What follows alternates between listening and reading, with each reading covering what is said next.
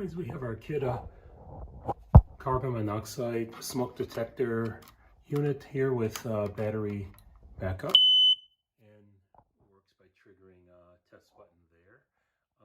It's right above our furnace area in the basement, making sure that we're safe for all those features of furnace leaks and things that could cause carbon monoxide gases to come out. So we're happy with this Kidde unit here, and it has been in for a little while for us.